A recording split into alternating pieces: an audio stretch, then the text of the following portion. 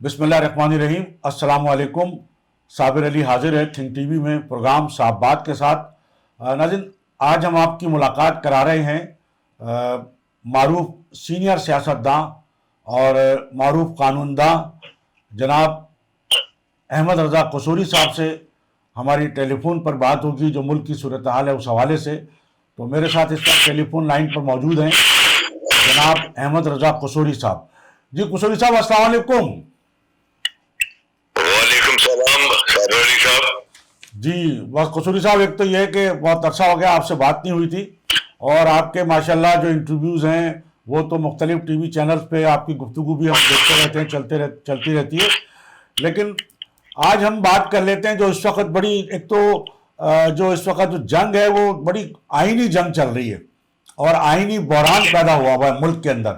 और मेरा ख्याल है इस हवाले से आप इस सूरत हाल को जितना बेहतर अंदाज में समझ सकते हैं और बयान कर सकते हैं और आने वाले जो जो नताइज हैं उससे आगाह कर सकते हैं, तो हमने इसीलिए सोचा कि आपसे ज़रूर इस मामले में हम गुफ्तगू करें। तो सबसे पहले तो हमारा यही आपसे सवाल होगा कसूरी साहब कि ये जो इस वक्त मुल्क जो है ये एक आइनी बहरान का शिकार है। अब पहले तो लड़ाई होती थी इस्टेब्लिशमेंट और सियासतदानों की, लेकिन अब ऐसा लगता है कि लड़ाई जो है वो जुडिशरी और सियासतदानों के दरमियान चल रही है, पार्लियामेंट और जुडिशरी के दरमियान। तो इसको कैसे देख रहे हैं आप? देखो साबिर अली साहब, हमारा जो आइन है उसमें चंद बड़े इम्पोर्टेंट उसके जो है पॉइंट्स हैं, उसको हम कहते हैं ग्रुंड नॉर्म। ग्रुंड नॉर्म वो होता है जो कि आइन का मगज होता है। पाकिस्तान के आइन का जो ग्रुंड नॉर्म है वो नंबर 1 कि ये पार्लियामेंट्री फॉर्म ऑफ गवर्नमेंट है। Number 2 it's a federation. Number 3 independence of judiciary. Number 4 ट्राइकोटमी of power. और number 5 Islamic provisions of the constitution. ये है बेसिक जो उसकी जो न्यो की जो उसकी जो दलील है, उसकी फाउंडेशन है। 5 इनको हम आइन की जुबान में कहते हैं ग्रुंड नॉर्म। अब चीज ये पाकिस्तान का जो आइन है वो प्रपोज करता है ट्राइकोटमी ऑफ पावर। ट्राइकोटमी ऑफ पावर का मतलब ये है कि जो हुकूमत जो मुल्क की जो हाकमियत है, सॉवरेनिटी है जो रियासत की, वो मुनक़सिम है 3 हिस्सों में। वो 3 हिस्से कौन कौन से हैं? वो है अपना मुक़न्नना, इंतजामिया और अदलिया। ये 3 जो है इनमें जो रियासत की हाकमियत है वो इसमें मुनक़सिम है। अब तीनों जो है, तीनों जो है अपने ये तीनों के तीनों जो है ये पाकिस्तान के आइन के बच्चे हैं। They are child of the constitution और they draw their power from the constitution, और कॉन्स्टिट्यूशन ही इनकी पावर पर लिमिट करता है। यानी कॉन्स्टिट्यूशन जहां इनको पावर दे रहा है वहां सिमल्टेनियसली ये भी कह रहा है कि ये आपकी हदूद और कयूद है। अगर आपने अपनी हदूद और कयूद से छलांग मार के दूसरे की हदूद में और कयूद में अपना अमलदारी की, तो उस सूरत में एक आईनी क्रैश आ जाएगा, जिसको कहते हैं कॉन्स्टिट्यूशनल डेडलॉक, जिसका भी आपने जिक्र किया कि हर अदारा जो है वो अपने जो उसको पावर्स आइन ने दी है उससे कोई मुतमईन नहीं नजर आता। वो और पावर गेन करना चाहता है, विच आर अनकॉन्स्टिट्यूशनल पावर। वो पावर आइन उनको नहीं दे रहा, और वो फलांग के दूसरे के जो है स्फीयर ऑफ इन्फ्लुएंस में इंटरफियर कर रहा है। अच्छा, ये कसूरी साहब यहाँ मैं सवाल आपसे ये करूंगा, अभी आपने बात की कि आइन की हदूद और कयूद, तो अब ये हदूद और कयूद को कौन क्रॉस कर रहा है? पार्लियामेंट क्रॉस कर रही है या जो जजेस का जो एक ग्रुप है? क्योंकि देखिए सुप्रीम कोर्ट तो 17 जजों पर मुश्तमिल है, तो 17 जजेस का तो कोई रोल नजर नहीं आ रहा, सिर्फ चीफ जस्टिस का और 2 जजेस का जो है रोल नजर आ रहा है। तो अब आइन की हदूद और कयूद जो है वो कौन फलांग रहा है? पार्लियामेंट फलांग रही है या जो 3 ये जज हैं वो फलांग रहे हैं? ये अनफॉर्चुनेटली ये दोनों ही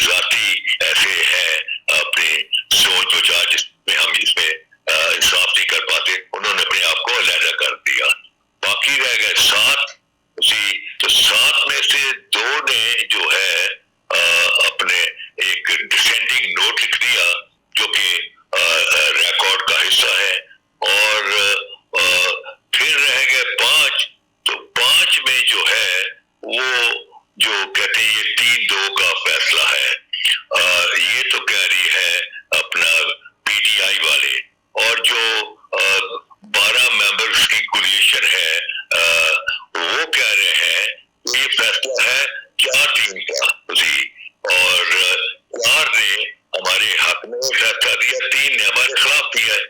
अब ये है मूड पॉइंट, ये है वो पॉइंट जहां पे कॉन्फ्लिक्ट अराइज हो रहा है। अब उस कॉन्फ्लिक्ट को सपोर्ट करने के लिए जो है नेशनल असेंबली जो है उसने रेजोल्यूशन पास कर दिया, हम जो है सुप्रीम कोर्ट के फैसले मानने को तैयार ही नहीं है। सुप्रीम कोर्ट ने एक जो है अपना आईनी कूड़का, आईनी माशरा नाफज कर दिया मुल्क में, और जजेस को कोई आमतौर पर बोलते नहीं है। अब उनके बारे में आ रही हैं अपनी लीक्स आ रही हैं, उनकी गुड्डिपें आ रही हैं, एक हड़बूंग हुआ है। अब उन्होंने अपने लास्ट ऑर्डर में ये कहा था कि हम 14 मई उन्होंने दी कि 14 मई को जो है पंजाब में इलेक्शन होंगे। वो फिर फ्रंटियर वालों ने भी अपने हाई कोर्ट में चलेगा, उनका भी उन्होंने भी 14 कर दिया। अब चीज है कि इलेक्शन जो है ये प्राइमरीली ये डोमेन है अपना इलेक्शन कमीशन का। Election commission is fully competent to hold fair, free and transparent election. ये तीनों अल्फाज जो मैंने यूज किए हैं ये पार्लियामेंट के अल्फाज हैं जो कि आर्टिकल 218 में दिए गए हैं कि इलेक्शन कमीशन की ये जिम्मेदारी होगी to hold fair, free and transparent election. अब चीज ये कि इलेक्शन कमीशन की ना तो कोई उसके नीचे कोई पुलिस है, ना उसके नीचे उसके नीचे रेंजर्स है, ना उसका कोई इलेक्शन कराने का बजट है। ये सारी चीजें उसको दरकार है गवर्नमेंट ऑफ द डे से। अब गवर्नमेंट ऑफ डे को जब उन्होंने अपना ये रिक्वेजिशन किया और अपना डिमांड भेजा, तो जवाब क्या आया, जब मिनिस्ट्री ऑफ डिफेंस ने जवाब दिया कि फौज पाकिस्तान जो है ईस्टर्न एंड वेस्टर्न बॉर्डर्स पर कमिटेड है, और मुल्क के अंदर इस वक्त एक लहर आई हुई है टेररिज्म की, उसको डील कर रही है। लिहाजा हमारे पास कोई कुमक नहीं है जो कि हम आपको दे सके, जो आपके इलेक्शन में मेंटेन कर सके लॉ एंड ऑर्डर। जहां तक फाइनेंस का है तो फाइनेंस से उन्होंने 21 बिलियन रुपीस का मुतालबा किया, और वो फाइनेंस वालों ने भी जो है अपना जवाब दे दिया अब से कि हमारे पास पैसे नहीं है।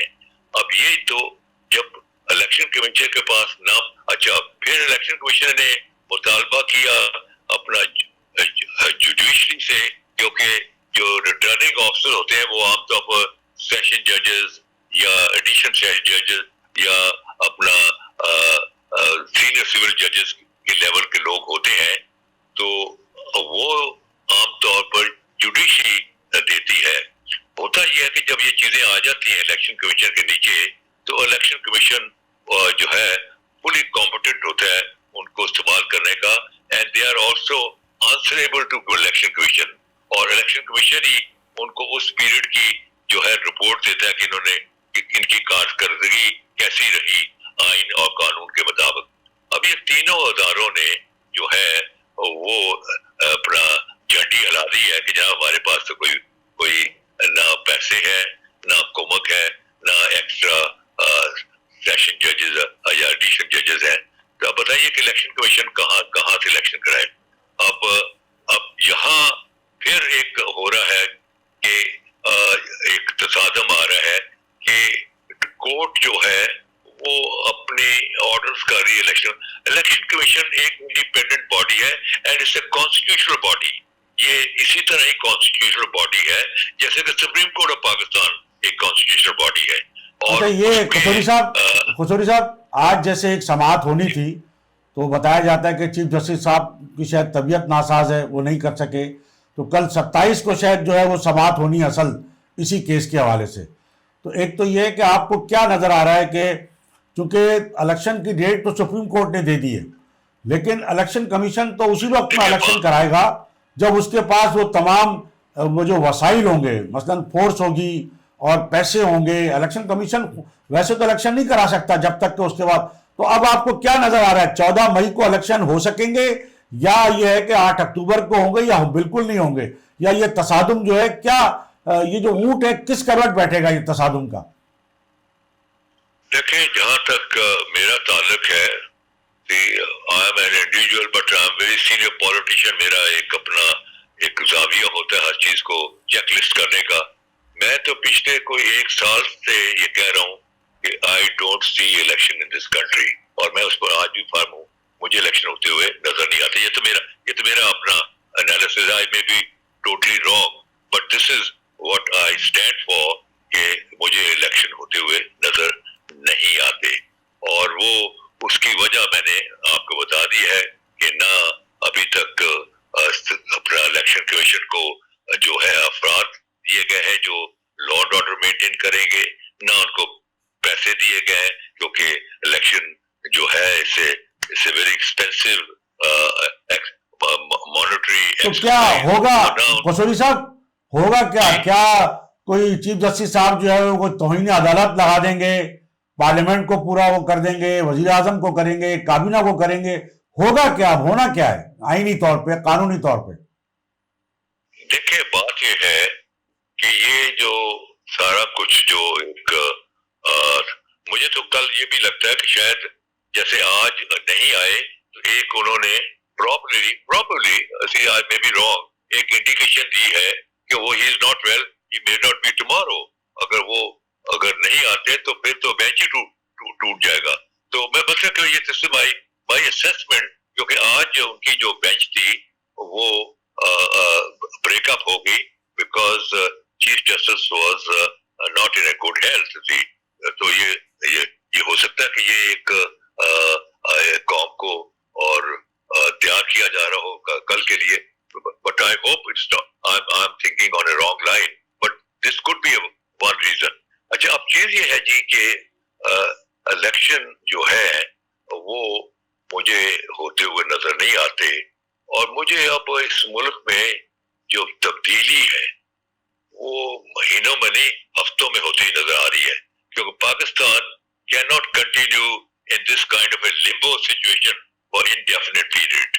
دیکھیے، یہاں الیکشن جو چاہتے ہیں ان کا بنیادی آرگومنٹ یہ ہے کہ جو اکانومی ہے، پاکستان از اکنامکلی ان شیمبلز. جو اکانومی ہے وہ گرو بھی کرتی ہے اور اسٹیبل بھی ہوتی ہے under a strong political umbrella. تو یہاں تو آج اگر آپ الیکشن کرا دیں تو تیسرے چوتھے دن جو پارٹی ہاری ہوگی وہ سڑکوں پہ ہوگی کہ ہم نہیں مانتے. تو پھر you go back to square one. مجھے اس قسم کا پرامن ماحول اس پاکستان میں ہوتا ہوا نظر نہیں آتا، کیونکہ یہ پارٹیز جو ہیں they are in loggerhead situation. ان کے سینگ پھنسے ہوئے ہیں، اور سینگ جو ہے ان کو ڈس انگیج صرف ایک ہی فورس ہے جو ان کو ڈس انگیج کر سکتی ہے، وہ ہے آرم فورسز آف پاکستان. باقی یہ کسی سے ڈس انگیج نہیں ہوں گے. اور اب کیا ہوتا نظر آ رہا ہے آپ کا؟ کیا ہوگا؟ کیا بحران کیسے یہ جو ہے وہ طے ہوگا؟ اب آپ دیکھ رہے ہیں کہ آپ ٹی وی پر بھی باتیں اٹھنی شروع ہو گئی ہیں، اور میری بھی کوئی سوچ اس کے قریب بھی ہے کہ دیکھیں، بات یہ ہے کہ یہ جو انڈیفینٹ جو لمبو سچویشن ہے یہ پاکستان کے لیے زہر قاتل ہے. پاکستان از سنکنگ ایوری ڈے، پاکستان از سنکنگ.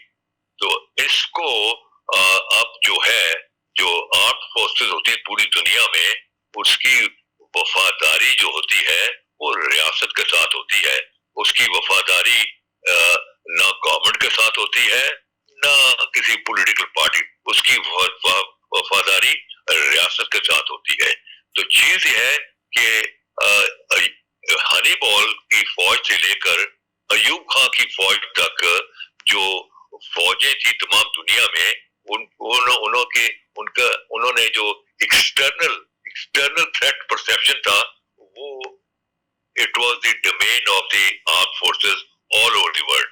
لیکن ایوب خان کے जमाने में ऑनवर्ड पाकिस्तान आर्मी ने इंटरनल थ्रेट परसेप्शन भी अपने जिम्मे ले लिया, और उसका रीजन ये दिया कि किसी वक्त जो इंटरनल थ्रेट परसेप्शन होता है it invites external threat perception, और उसकी मिसाल है मशरकी पाकिस्तान का crisis. It was basically our internal threat perception, और जब हालात हाथ से निकल गए और बेकाबू हो गए, ऑल्दो वो जो डिस्टर्बेंसेस थी वो हमारी अपनी बदयानती और बेवकूफियों की वजह से थी कि we treated them like a अपना एक अपनी रियासत का एक छोटा सा हिस्सा उसी अपनी कॉलोनी समझा, और उन्होंने रिएक्ट किया और उसका फिर एडवांटेज किसने लिया? और next door belligerent neighbour India ने उसका एडवांटेज लिया. तो internal it was basically an internal threat perception, but internal threat perception invited external threat perception. अब चीज ये है कि मुल्क के अंदर जो है अफरा तफरी है, मुल्क के अंदर इस वक्त टेररिज्म फैला पड़ा है. अभी देखें कल हुई है कबल के अंदर, स्वात के अंदर उसी अपना जो उनका जो थाना था उस पर अटैक हुआ है, 18 लोग शहीद हो गए, उसी 50 से ऊपर लोग जख्मी हैं, और ये हर रोज हो रहा है. तो ऐसी सूरत हाल में जो है जो अफवाज पाकिस्तान जिनकी पहली वफादारी रियासत था, और उन्होंने कल क्लियर भी कर दिया है अपना जो डीजी ISPR से कर दिया कि हमारी वफादारी रियासत के साथ होती है और गवर्नमेंट के साथ हमारी बस अपना एक सियासी ताल्लुक कोई नहीं होता, बस क्योंकि गवर्नमेंट है उसके हम कॉन्स्टिट्यूशनली हम उनका बात मानते रहते हैं, लेकिन हमारी वफादारी हमेशा रियासत के साथ होती है. अच्छा, क्या कोई कौमी हुकूमत कोई बनती नजर आ रही है आपको, बन सकेगी या क्या होगा? जी बिल्कुल, वो इसके अलावा तो और का रास्ता ही कोई नहीं है, और वो कौमी हुकूमत कोई कम से कम 3 साल के लिए होगी जी, ताकि ये जो ओगियन स्टेबल है इसके गंद को क्लियर करना है. तो क्या कौमी हुकूमत क्या तैयारी हो रही है कौमी हुकूमत की? कब तक ये सेटअप जाएगा या क्या होगा, जरा कुछ है आपके, क्या समझते हैं आप? मेरे पास कोई इंफॉर्मेशन तो नहीं है, I don't have any information, लेकिन मैं यहाँ इस्लामाबाद में रहता हूँ और लोगों से मेरे राब्ते मिलता रहता हूँ, वहां से मैं अपने एक assessment being a senior politician बना चाहता हूँ. चीज ये है कि इस पर already they are working, this is my assessment कि दे आर ऑलरेडी. देखिए आर्मी जो है वो पीस टाइम में भी अपना जो क्राइसिस सिचुएशन है उसको सामने रख के कंटीजेंसी प्लान बनाती रहती है, और नॉर्मली उनके 4 प्लान होते हैं, अल्फा ब्रावो चार्ली डेल्टा.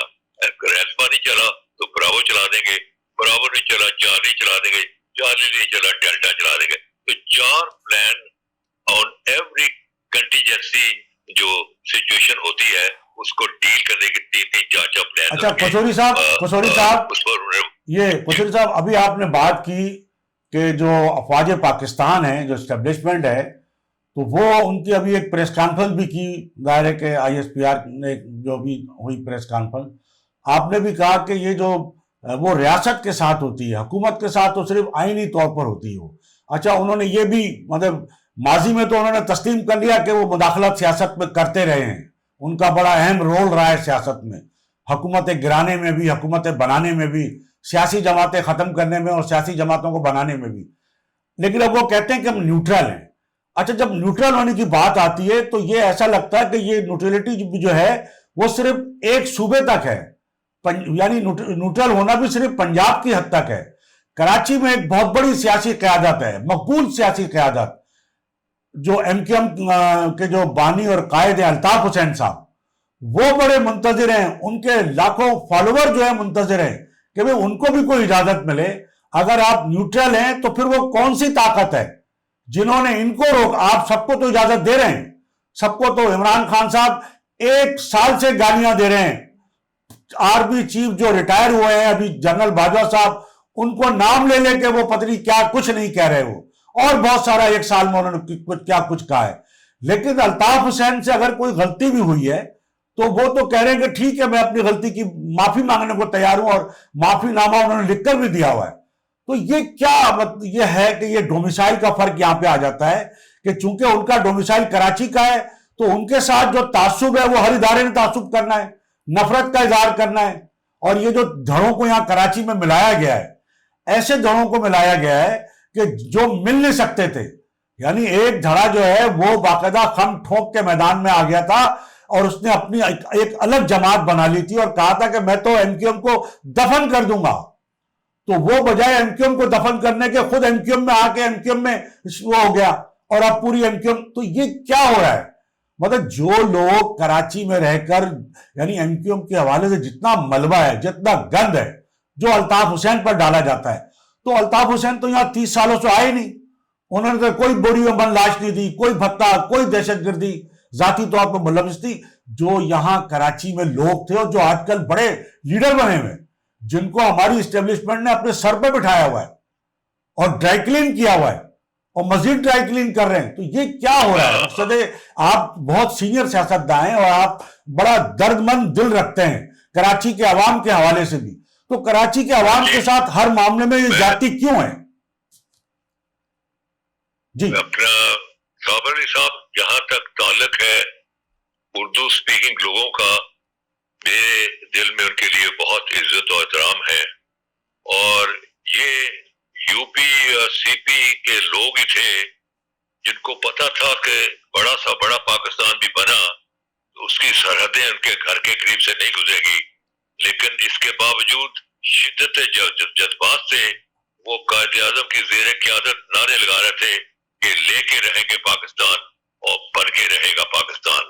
جہاں تک پنجاب ہے، پنجاب ایسے خواہ جو ہے اپنا پاکستان کا ماموں بنا ہوا ہے، لیکن پنجاب میں تو 46 میں جو الیکشن جس الیکشن سے بیلٹ کے ذریعے پاکستان بنا، 46 کے الیکشن میں جو پارٹی جیتی لوکل پارٹی، اس کا نام تھا یونینسٹ پارٹی، جس کو کہ سر سکندر حیات نے تشکیل دیا.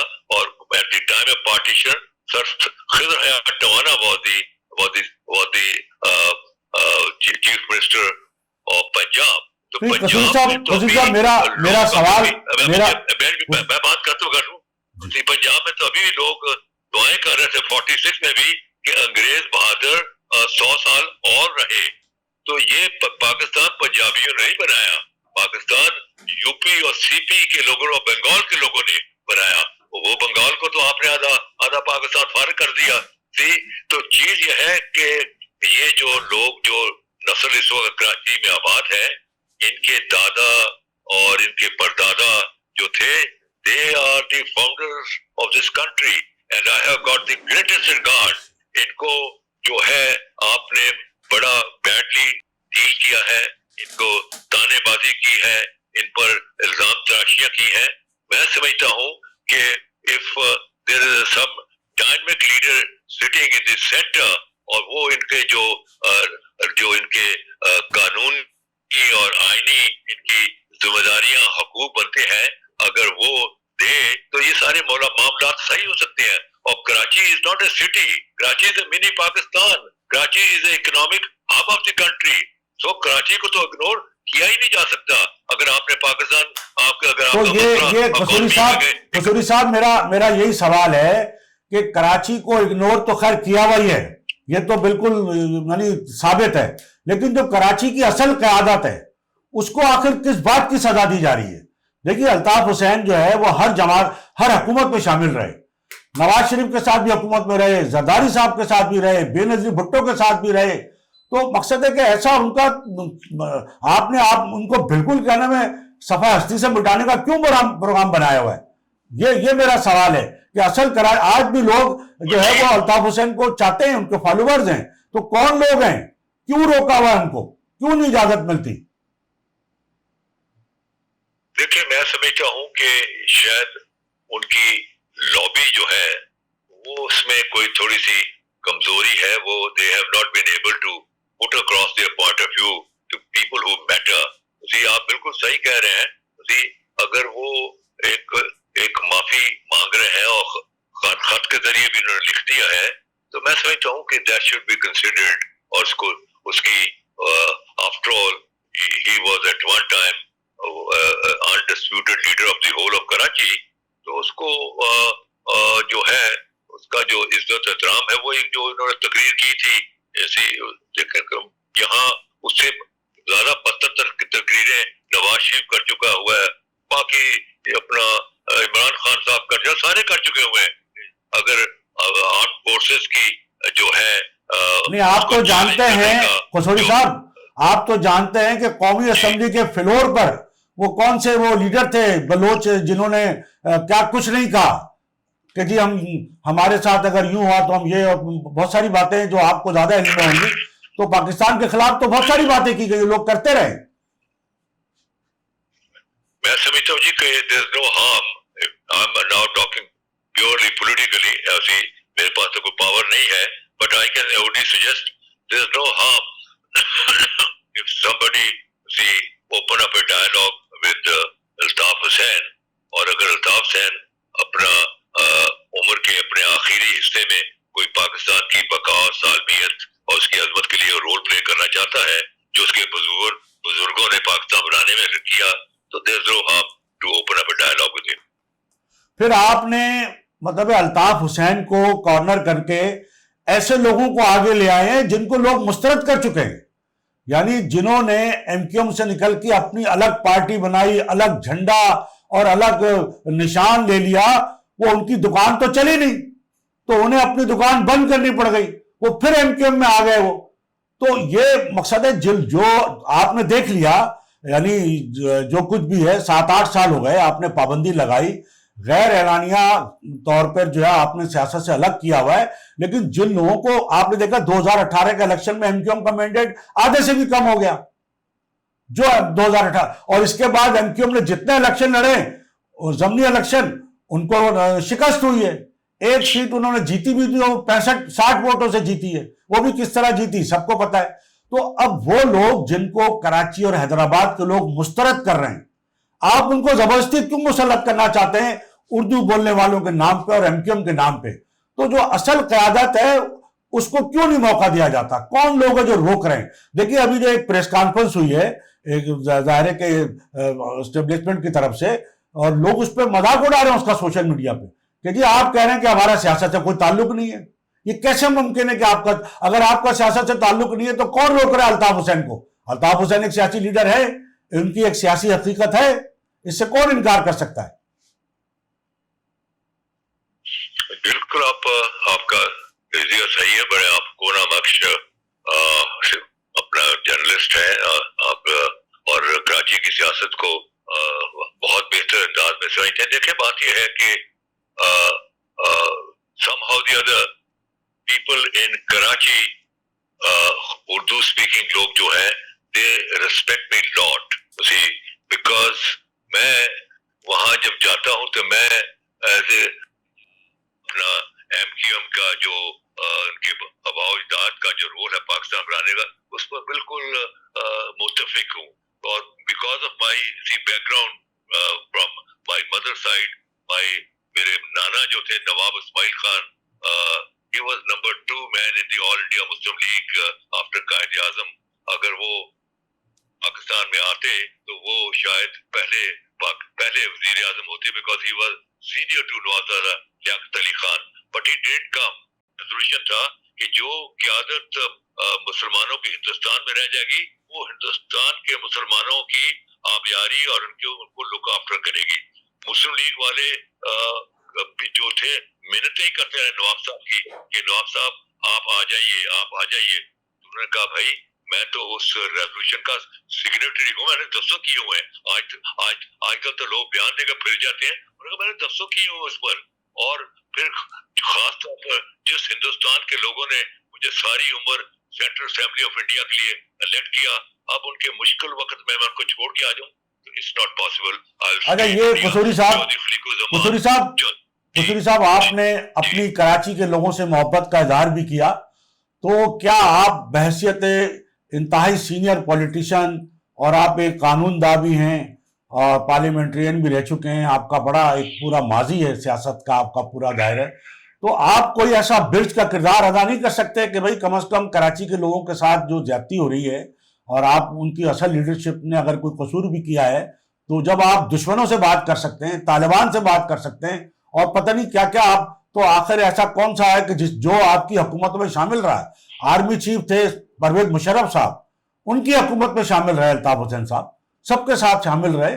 تو مقصد ہے، اور آج بھی ان کی اگر فالوئنگ ہے تو آپ وہ لوگ جو مسترد کر چکے، جن کو عوام جو آج جن کو آپ نے سر پہ بٹھایا ہوا ہے، وہی لوگ تو سب کچھ کرنے والے ہیں. کراچی میں ساری بدامنی کے ذمہ دار تو سارے وہی لوگ ہیں. الطاف حسین تو یہاں آئے نہیں 30 برسوں سے کراچی.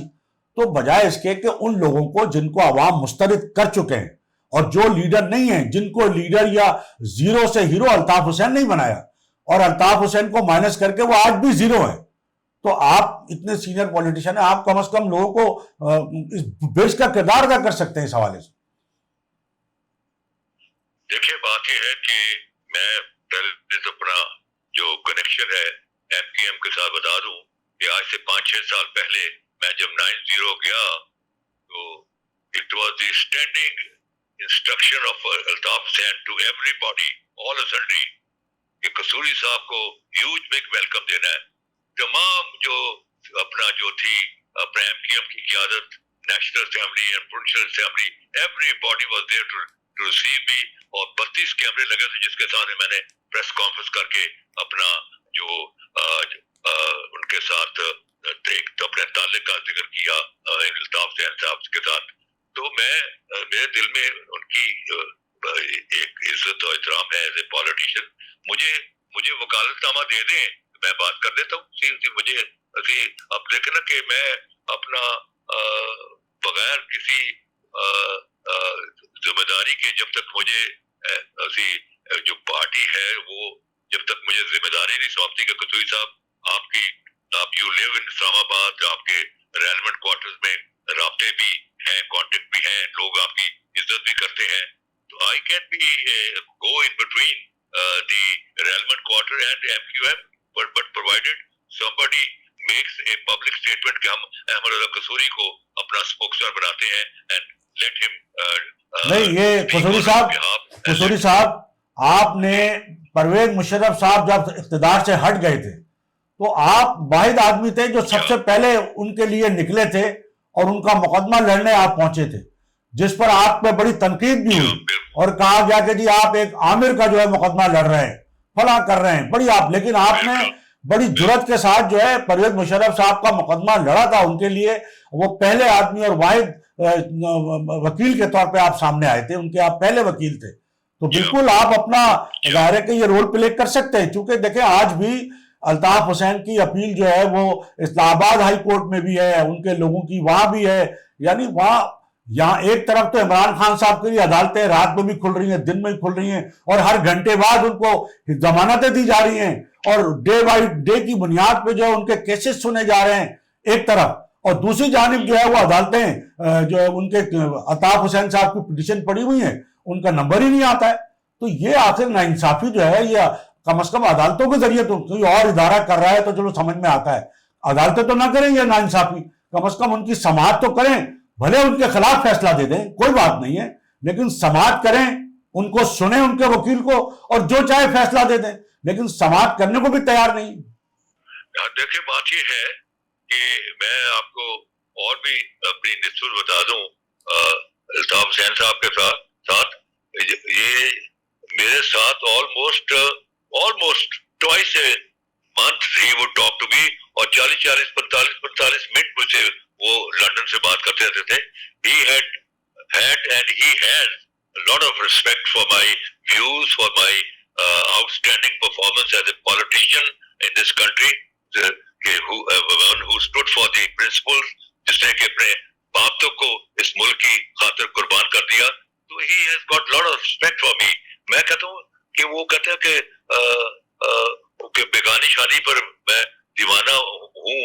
تو چیز یہ ہے کہ اگر وہ الطاف حسین صاحب وہاں سے ایک بیان دے دیں کہ ہم احمد رضا قصوری کو نامنیٹ کرتے ہیں to negotiate on our behalf, I'll do it انشاءاللہ. ٹھیک ہے، بہت بہت شکریہ احمد رضا قصوری صاحب، آپ نے تھنک ٹی وی سے بات کی، آپ کا بہت بہت شکریہ. انشاءاللہ آئندہ بھی नशिस्त पे आपसे मुल्क की सूरत हाल पे बात हमारी होगी। तो कचौरी साहब, आपका बहुत शुक्रिया अदा करने के साथ ही मैं अपने नाजरीन से भी इजाज़त लूँगा, और इजाज़त लेने से पहले मेरी यही एक गुजारिश होगी कि आप थिंक टीवी HD चैनल को सब्सक्राइब कर लें, अपने दोस्तों में शेयर करें और लाइक करें। तो कचौरी साहब, आपका एक बार फिर शुक्रिया। और नाज़रीन, इसके साथ ही आज की बहुत शुक्रिया। जी नाज़रीन, इसके साथ ही आज की इस नशिस्त से साबिर अली को इजाज़त। अल्लाह हाफ़िज़। थिंक टीवी HD को सब्सक्राइब ज़रूर कर लें और बेल आइकन का बटन दबाएं ताकि हमारी नई आने वाली वीडियोस पर वक्त आप तक पहुंच सकें। शुक्रिया।